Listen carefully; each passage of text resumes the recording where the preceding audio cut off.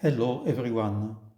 Inside this briefcase, removing these 3 pins here, there is the Automatic Cycostyle, a copying device invented by David Gestetner.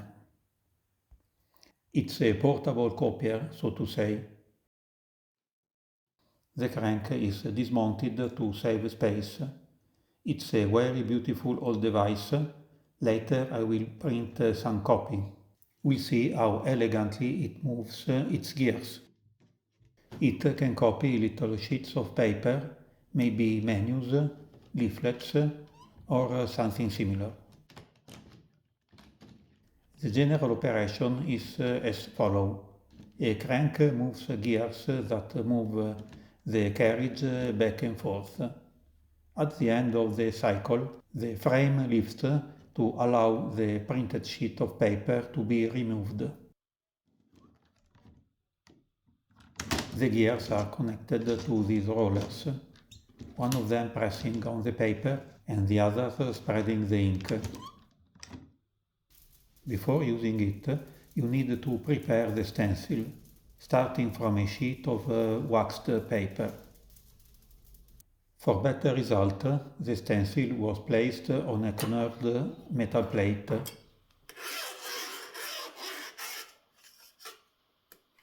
Let's try with a simple drawing, since this device is very old.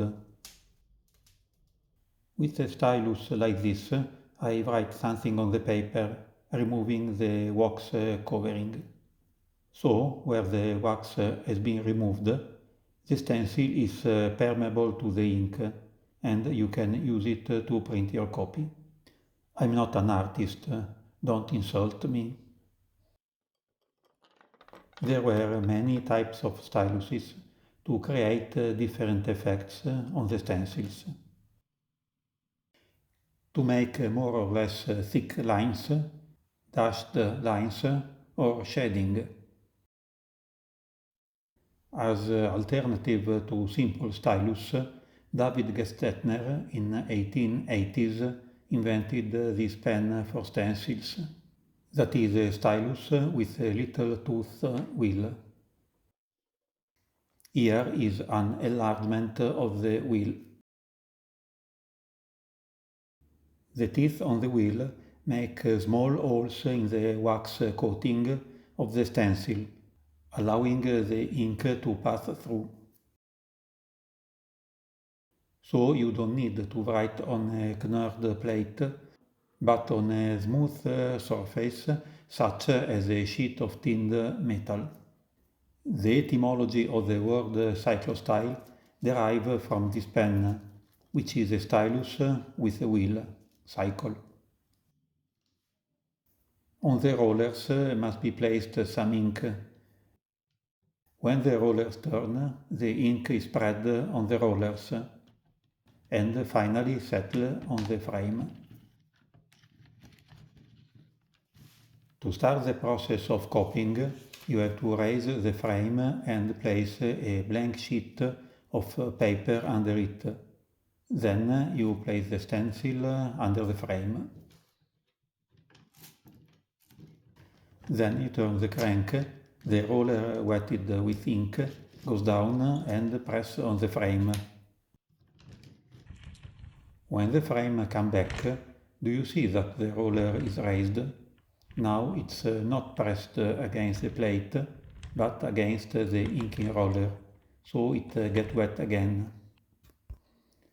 So that when it's pressed again on the frame, it is wet with ink and creates the copy. There is an automatic inking mechanism, so to say.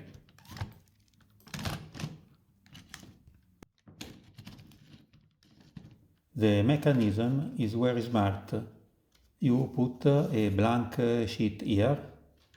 The roller presses the ink through the stencil under the frame and creates the copy. At the end of the run, the frame is raised, so you can easily remove the printed sheet and put another blank one. The frame is lowered again, and again another copy is printed. and the rollers are automatically inked. Don't you think it's a nice mechanism? Here are some copies, just to have an idea on how it works. The basic principle was the same on the other flat mimeograph used in that period, like this neo-cyclostyle, always from Gestetner. But the operation had to be done by hand, using a roller to ink the frame and keeping the ink separate somewhere, with the risk of making a mess. This was an attempt to automate the copying process. However, it didn't survive long, while flatbed mimeograph machines with hand-operated rollers, thanks to their simplicity, survived for many decades. But eventually, Gestetner created truly automatic models that became the standard in copying for several decades, like this one, which was truly automatic. After all, Gestetner had to start somewhere, right? If you like old devices, you will find many in this channel. Have a nice day.